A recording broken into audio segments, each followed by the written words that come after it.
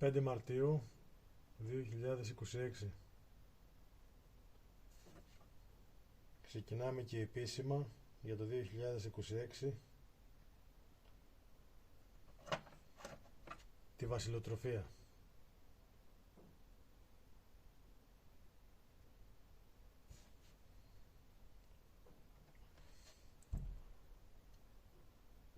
Ορφανέψαμε 4 μελίσια. Μπολιάζουμε στο καθένα από 30 βασιλικά κιλιά.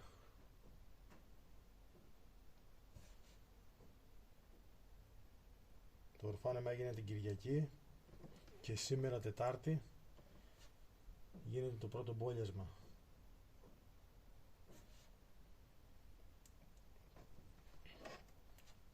Δύο πράγματα πρέπει να προσέχουμε.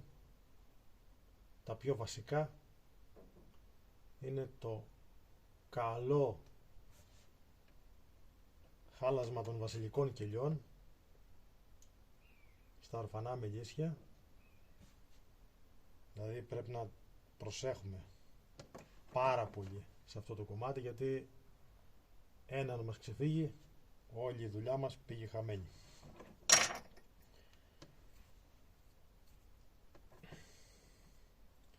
Και το δεύτερο είναι η επιλογή του μελισσιού που θα πάρουμε το DNA, που θα φτιάξουμε τους απόγονους.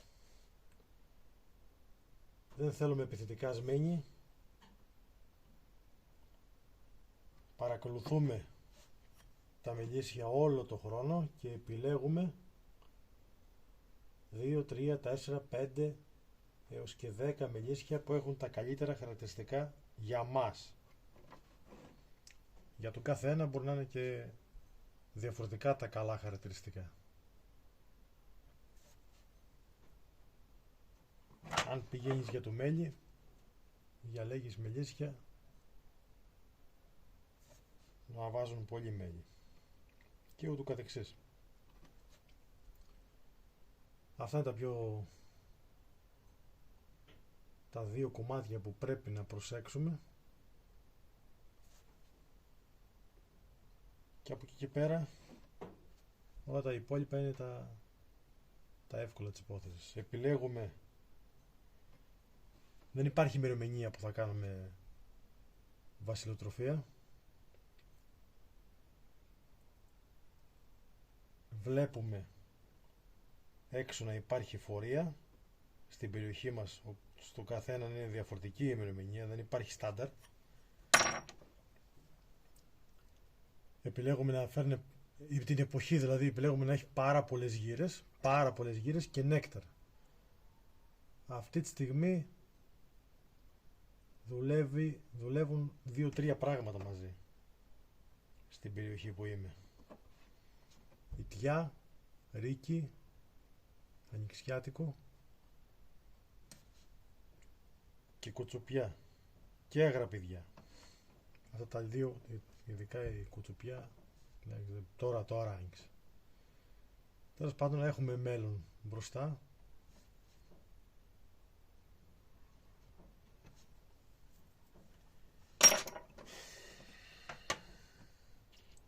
Πάω να τοποθετήσω και επανέρχομαι. Επανήρθα. Επίσης, όταν εμβολιάζουμε, καλό θα είναι όταν τελειώνουμε σε κάθε μελίσια τα 30 κιλιά, παράδειγμα όσα έχει ο καθένας να εμβολιάσει, καλό θα ήταν να τα πηγαίνουμε κατευθείαν μέσα, για να μην υπάρχει περίπτωση να ξεραθεί αυτό το λίγο με τη μικρή σταγόνα που βάζουμε για να έχουμε το σκουλικάκι που λέμε. Οπότε τα πηγαίνουμε κατευθείαν, τα βάζουμε στα μελίσια για να αρχίσουν κατευθείαν να τα εκτρέφουν χωρίς καθυστερήσεις.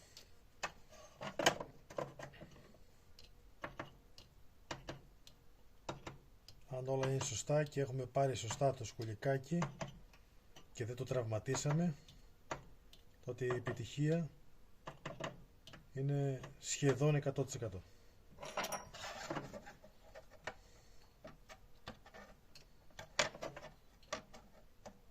Βέβαια είναι και το χέρι, παίζει βασικό ρόλο. Θέλει ήρεμες κινήσεις.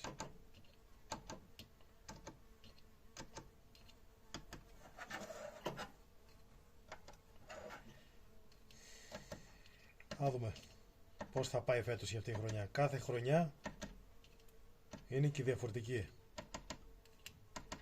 Γι' αυτό ο κόσμος της Μέλισσας είναι συναρπαστικός. Κάθε χρονιά δεν ξέρεις τι σου επιφυλάσσει, γιατί είναι ο καιρός.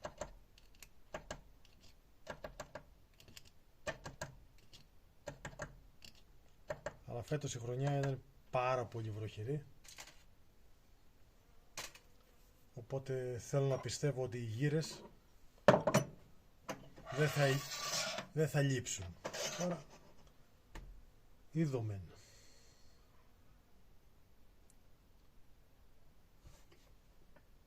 Οι προνύμφοι που εμβολιάζουμε δεν θα πρέπει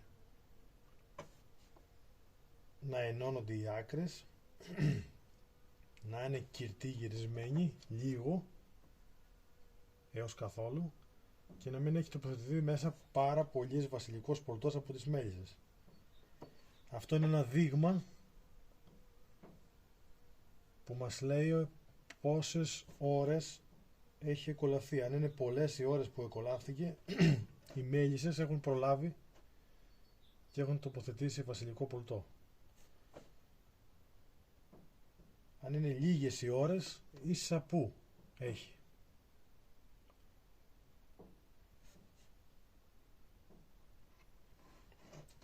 Βέβαια, ό,τι και να κάνουμε εμείς, κάνουμε ό,τι καλύτερο μπορούμε. Πιστεύω, προσωπική μου γνώμη, ότι μπορούμε να επέμβουμε έως και το πολύ 70%. Όχι στο 100%. Τι παίζουν κι άλλα ρόλο. Παίζουν ρόλο οι παραφιάδες που θα μπουν τα κιλιά, η θερμοκρασία που θα υπάρχει στην παραφιάδα όταν η μάνα επιστρέψει από τη γονιμοποίηση, ούτως ώστε να μπορούν να μεταφερθούν τα σπερματοζωάρια στη σπερματοθήκη. Έτσι τουλάχιστον λένε τα βιβλία. Και έτσι κάπως φαίνεται και στην πράξη. Βέβαια, πάντα υπάρχει το εξαρτάται. Υπάρχουν και περιπτώσεις που όλα αυτά καταρρίπτονται. Αλλά γενικά είναι ο κανόνας. Ό,τι και να λέμε, είναι ο κανόνας. Είναι το πρωτόκολλο, με λίγα λόγια. Το πρωτόκολλο της βασιλοτροφίας. Πρέπει, εγώ τουλάχιστον, δεν λέω πρέπει, ο καθένας κάνει ό,τι θέλει, είναι ελεύθερος. Εγώ τουλάχιστον όταν κόβω παραφιάδες γίνεται με έβρεση της βασίλισσας από το αρχικό μελίσικι. Αυτό δεν το διαπραγματεύομαι με τίποτα. Δεν γίνεται αλλιώς να κόψει παραφιάδα σωστή, ούτε με διαφράγματα τίποτα. Δεν έχει κόσμο η παραφιάδα αν την κόψεις έτσι. Με έβρεση βασίλισσας και προσπαθώ να βρω έναν γόνο εκολαπτώμενο ή δυνατόν να μην έχει και ανοιχτό καθόλου, εάν γίνεται. Αλλιώς ας έχει λίγο ανοιχτό. Με το στεφάνι, τα μέλια, τις γύρες, όσο είναι δυνατόν. Αυτό το πράγμα εντάξει, δεν είναι καρμπόν σε όλα τα μελίσια. Και κόβω παραφιάδα με ένα γόνο σφραγισμένο, εκολαπτώμενο.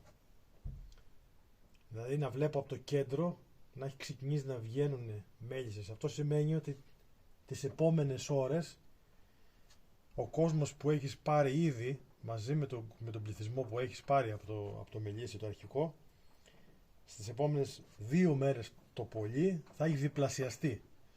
Δεν την ανοίγω την παραφιάδα, δεν βάζω πολλά τελάρα, βάζω άλλο ένα τελάρο με μέλι πάλι από το αρχικό μελίσι, γύρες, για να βρει μπροστά του, γιατί αυτό θα έχει λίγο έλλειψη από συλλέκτρες. Οπότε έχουμε 2 τελάρα από το αρχικό μελίσι. Ένα γόνο, ένα μέλι γύρι προμήθειες. Και με αυτό γίνεται η παραφιάδα. Ό,τι έχω κάνει, δηλαδή τα πάντα. Τι μεγάλες παραφιάδες, τι έτσι. Για μένα αυτό και την κατάλληλη στιγμή, έτσι, που η κατάλληλη στιγμή είναι περίπου πριν ανοίξει η πορτοκαλιά, για μένα στην περιοχή μου πάντα. Αυτά τα μελίσια γίνονται μέχρι να τελειώσει η πορτοκαλιά, γίνονται τουλάχιστον 5. Τουλάχιστον όμως 5. Μέχρι περίπου 15-20 Μαΐου να τελειώσει η πορτοκαλιά και ό,τι άλλο υπάρχει στην άνοιξη, τέλος πάντων, εδώ. Και μετά φροντίζεις να τα πας πάλι σε γύρες ή δυνατόν όπου υπάρχει, τέλος πάντων. Αν τα βοηθήσεις και λίγο, κάποιες περίπου πάνω από το 50% δεκαρίζουν κιόλας μέσα στη χρονιά. Βέβαια αυτό είναι ανάλογο, έτσι, άμα τις πας τρέχοντας μπορείς να τις δεκαρίσεις και να τις πας στα πεύκα το Σεπτέμβριο, π.χ. λέω ένα παράδειγμα. Αλλιώς λες, εγώ δεν θέλω ούτε να τις χρεώσω, ούτε να τις κυνηγήσω, ούτε τίποτα. Θέλω να μείνει η βασίλισσα με τα σπερματοζωάρια που έχει, να μην τα καταναλώσει, να μην τα χαλάσει, με λίγα λόγια. Οπότε την αφήνω για την επόμενη χρονιά. Μικρό μελισσάκι είναι, φροντίζω να γίνει τουλάχιστον 5-6 τελάρα για να μπορεί να ξεχειμωνιάσει άνετα. Φροντίζω να πάει σε φθινοπορεινή νομή. Δεν έχω απέτηση να πάρω κάτι από αυτό. Αλλά του χρόνου όμως θα είναι το πρώτο, από τα πρώτα μελίσια. Αυτά τα μελίσια θα είναι από τα πρώτα μελίσια που θα φύγουν μπροστά. Και από αυτά που θα πάρουμε τις πρώτες παραφιάδες και. Οπότε όλα πάνε ρολόι. Αυτά για πρώτο βίντεο του 2026. Πιστεύω, αν βρούμε χρόνο, θα ξεκινήσουμε και για βασιλικό πολτό. Όχι, θα ξεκινήσουμε για βασιλικό πολτό, αλλά αν βρούμε χρόνο για να κάνουμε βίντεο, θα δούμε. Πιστεύω πως θα βρούμε. Έτοιμα κι αυτά. Πάω να τοποθετήσω. Τα λέμε. Καλή μελισσοκομική χρονιά σε όλους. Και ό,τι βρέξεις κατεβάς.